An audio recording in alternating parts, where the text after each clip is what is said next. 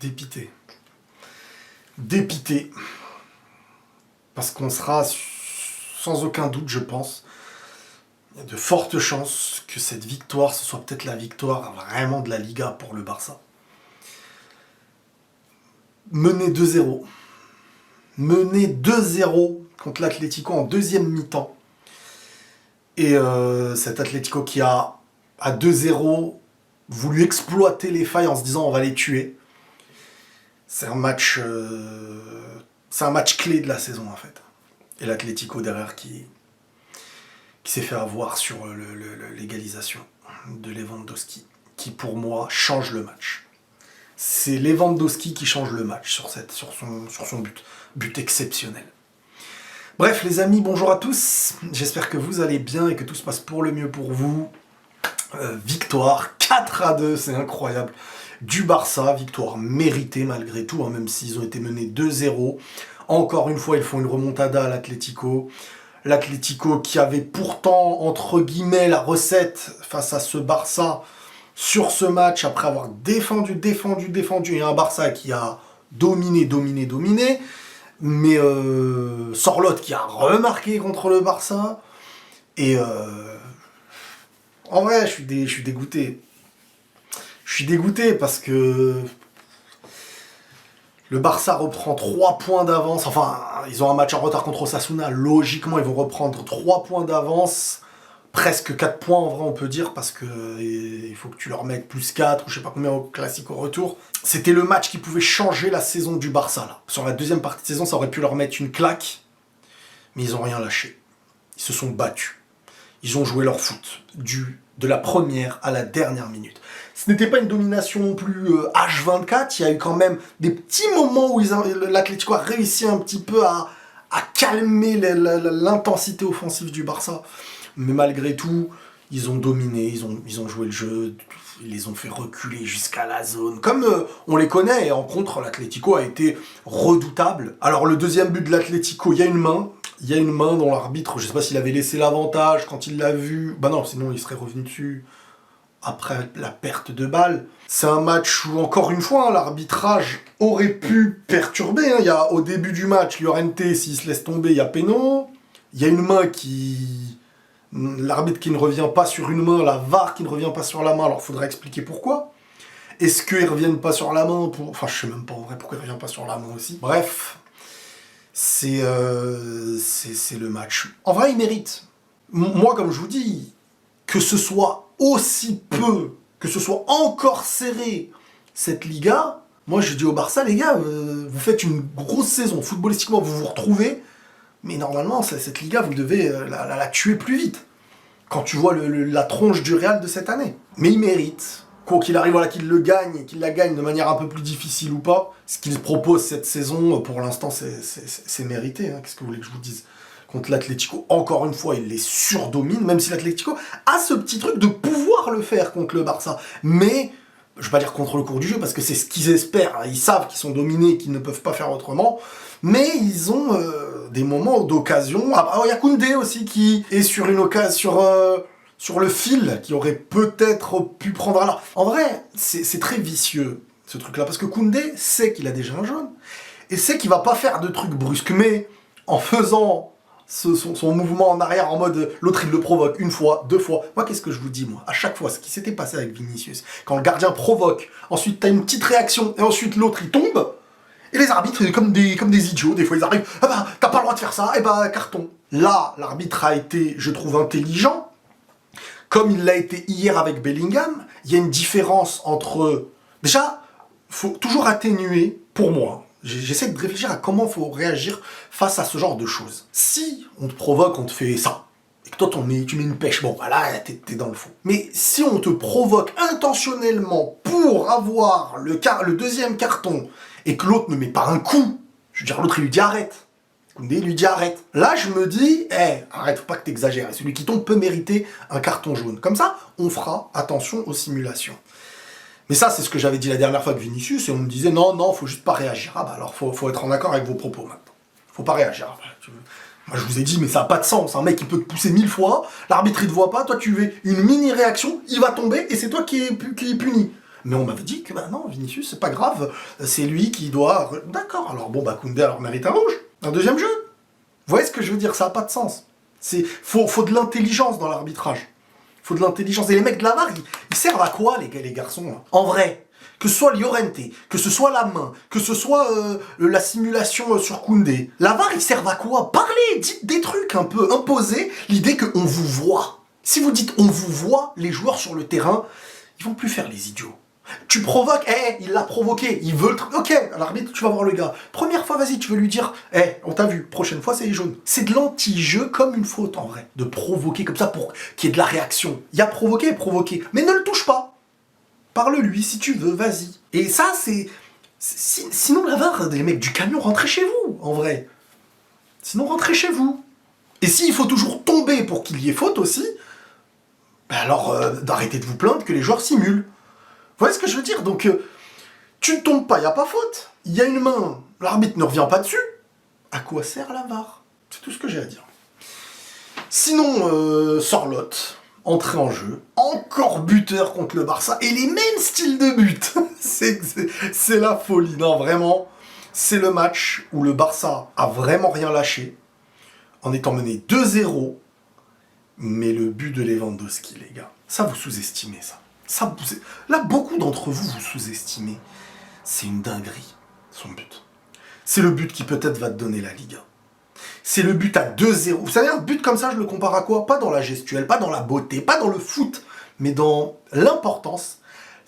En plus j'ai revu tout à l'heure le résumé, c'est le but de Benzema contre City quand t'es mené 2-0. Match aller à City. Centre de Mendy, un ballon qui n'est pas une occasion. Il est un peu en retrait, tout Benzema, il la touche un peu, elle va...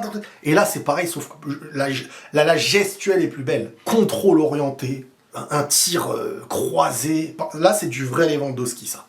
Ça, c'est du vrai Lewandowski, il ne faudra pas sous-estimer ce but. Qui change tout, peut-être même qui change la deuxième partie de saison, qui change peut-être même la saison du Barça pour leur donner peut-être droit à cette Liga.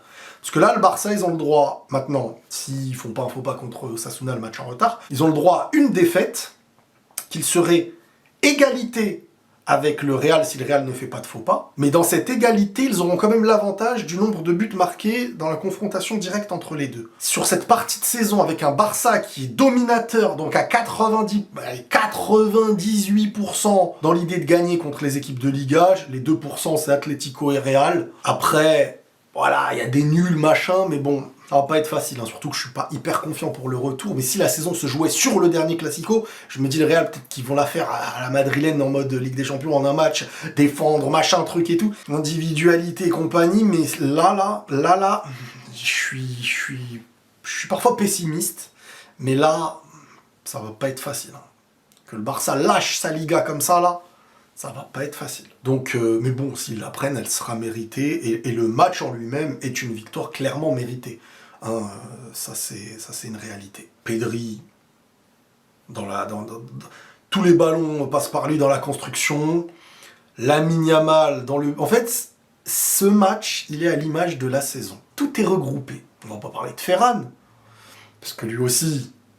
continuez de le vanner, Barcelonais. Vous insultez plus votre propre joueur que moi, je l'ai défendu, votre joueur. Continuez de l'insulter. Je vous ai dit, ce gars, il a des qualités, il faut juste exploiter ses qualités. Mais si vous le voyez comme le mec qui te fait... Je veux pas parler trop vite, mais comme le mec qui va te faire gagner la Ligue des Champions, et que s'il te fait pas gagner la Ligue des Champions, et que tu demandes d'être le mec qui va porter l'équipe, et que ça se passe pas comme ça, et qu'il rate 2-3 trucs parce qu'à son niveau, bah des fois, il y aura du gâchis un peu, et... Mais un Barça dominateur aura toujours devant des joueurs qui vont avoir plein de stats. Parce que, bon, ça va ensemble, hein. La domination permet à l'attaque aussi permet que la domination existe. Mais un Ferran, dans une équipe très haute, qui va avoir le ballon, à qui on demandera d'être juste sur un petit truc, et non pas partir de très loin. Non, il t'emmène, c'est ça le Barça.